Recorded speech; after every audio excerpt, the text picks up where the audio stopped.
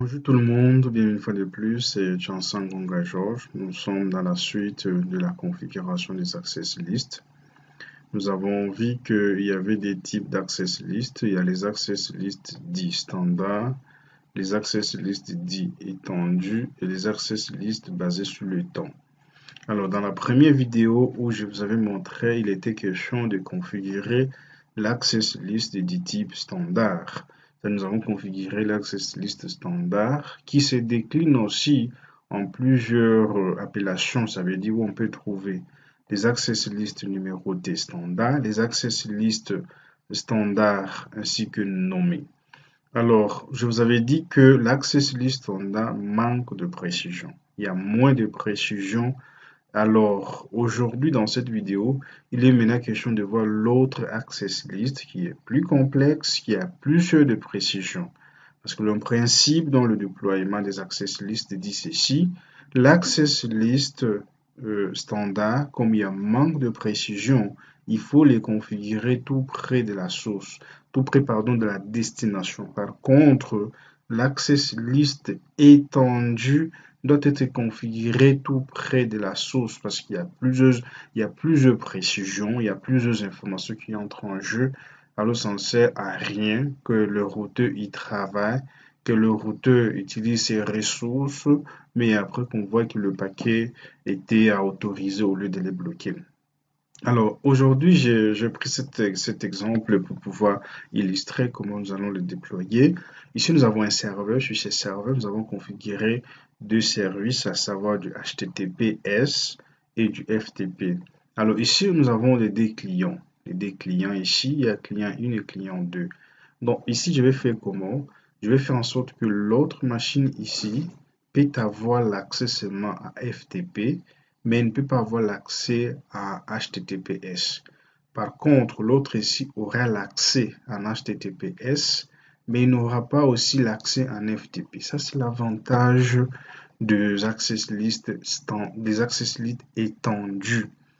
Alors, comme aussi ça se décline sur deux aspects, c'est-à-dire ça se décline en ou soit nommé ou soit standard. Et comme je l'ai dit, concernant la configuration des access lists étendus, ça s'est configuré tout près de la source. Ça veut dire, dans notre contexte, nous viendrons nous poser sur ces routeurs. Nous allons configurer et vous allez voir que cette fois-ci, ici, je vais configurer l'access list étendu, mais cette fois-ci nommé. Parce qu'ici, je vous avais dit que j'avais configuré l'access list standard du type numéroté. Comme je l'avais expliqué la fois passée, les access list standard commencent de 1 à 99 et de 100 en allant, ça c'est étendu. Alors, regardez, je viendrai sur ce routeur. Je vais configurer. Je me dis, ici j'ai des clients, client 1 et client 2. Je passe en configuration. J'ai dit IP access list. Regardez cette fois-ci. Je vais dire extend parce que là, je vais configurer l'access list du type étendu, mais qui sera nommé. Je vais dire par exemple FTP et HTTP, HTTPS. Ça, c'est les noms que je donne. C'est ça les noms de mon access list. Ça, c'est ce que je viens de donner ici. Et regardez même ici le mode change. Regardez, maintenant, je suis devenu en sous-mode maintenant. Alors, je disais, je dois permettre cette machine pour avoir l'accès à ces réseaux qui est de l'autre côté ici, sur le serveur que j'ai ici. Alors, je vais dire permis. En disant permis, si je tape un point d'interrogation, il y a plusieurs protocoles que je peux permettre. Maintenant, qu'est-ce que je vais dire? Tout dépend. Maintenant, vous devez vraiment savoir ce que vous êtes en train de faire. Par exemple, au niveau des couches de transport, il n'y a que deux protocoles. Il y a du TCP, il y a l'IDP. Maintenant, il faut savoir le protocole que vous voulez autoriser au niveau supérieur, c'est-à-dire au niveau des couches d'application, s'appuie sur quel protocole au niveau des couches transport. Alors, moi, je peux aller vraiment très étendu. Je vais permettre les protocoles IP. Alors, j'ai dit c'est host. Je vais permettre la machine source ici. tantôt je vérifie, c'est voilà, point 2. Alors je viendrai ici, je dois dire c'est 192, 168.1.2. Ça c'est source. Maintenant la destination où je vais aller. Je peux dire any, n'importe, mais ce n'est pas tellement normal parce que moi je connais les réseaux où je vais aller, je connais l'hôte que je vais joindre, je vais dire hôte, je connais bien, c'est 12, 12, 12.2. Alors, sur ça, 12.2 plus 2, je ne sais pas si c'est... attendez. Ou soit, je vais dire permis le protocole TCP. Et dit host, c'est-à-dire le protocole que je fais là, c'est 192.168.1.2. Je vais dire la destination chez host, c'est 12.2. Alors, étant ici, maintenant, je dois préciser le numéro, c'est-à-dire du service, parce que nous savons que chaque service tourne sur le port. Alors, je vais dire ici, par exemple, le port est égal à combien? Ici, le port est égal à 443. Ben, je valide. Alors, l'autre, cette fois-ci, parce que je sais que du HTTP s'appuie sur TCP au niveau de la couche transport, je dis permis aussi. Permis aussi, toujours TCP. Je dis host. Mais cette fois-ci, je vais choisir cette machine qui a pour l'adresse combien? Ici, c'est 3. J'ai dit 192.168.1.3. La machine destinatrice est host 12.2. Maintenant, ici, je vais choisir le port. Le port, c'est les services que je demande auprès du serveur en question. Le port qui est égal à... Si je tape un point d'interrogation, je vois il y a domain name. Vous pouvez donner le numéro, soit en précisant directement les services. Par exemple, dans mon cas ici, je vais choisir FTP. Je peux prendre, ou soit entre parenthèses, je prends le 21, ça va marcher. DNS, je peux prendre le 53. POP3, je peux prendre 110, ainsi de suite. Bon, ici, je prendrai FTP. FTP. Et j'ai toujours dit, dès que je finis à faire ainsi, sachez-le qu'à la fin de chaque ACE, il y a la commande implicite deny qui bloque le tout. Si je finis, je peux faire show access list. Je prends le nom. Il faut toujours bien vous rappeler des noms que vous avez donnés. C'est un peu loin. Voilà, les notes ici. Je prends le nom.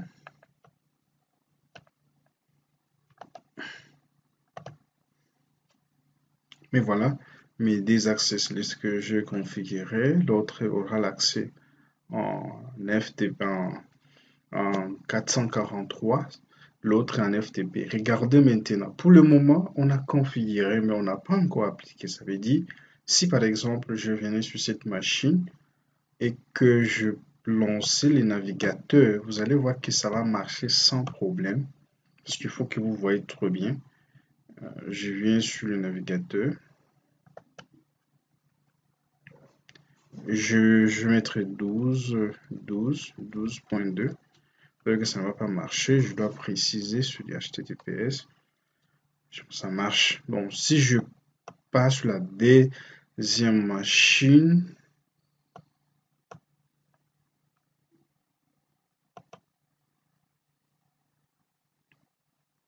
ça prend un peu du temps. Comprenez un peu. Voilà. HTTPS. Je mets 12.2. Ça marche. Donc, actuellement, vous voyez que sur les deux machines, ça marche sans problème.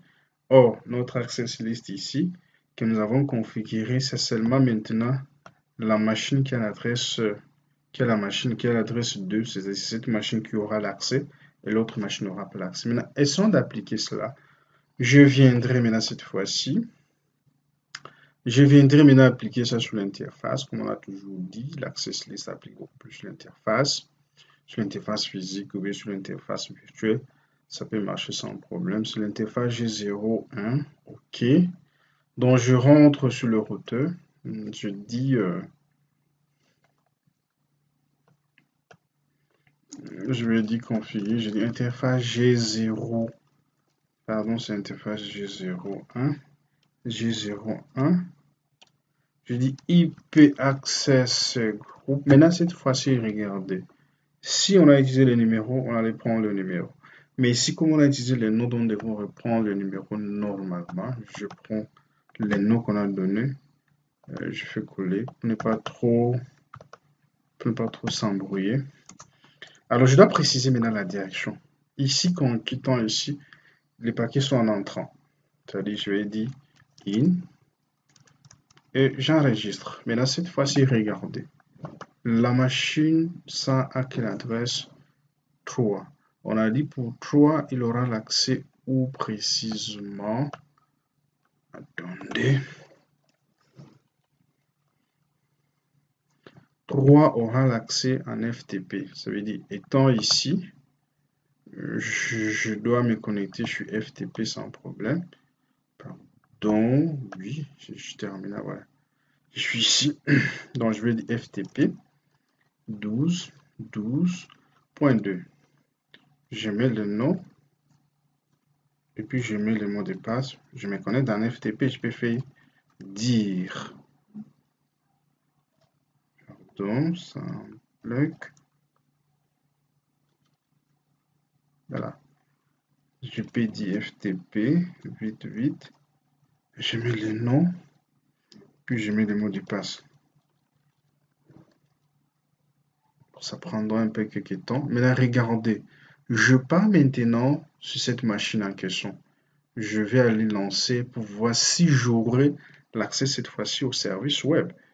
Comme on l'a fait tout à l'heure et que tout a marché sans problème. Je viendrai HTTPS, je mets 2 points, je dis 12.2. Je lance, mais je n'ai pas l'accès. C'est tout à fait normal. Maintenant, regardez, je viendrai sur cette machine. Donc, c'est-à-dire sur la machine en question où on a autorisé l'accès maintenant cette fois-ci en FTP.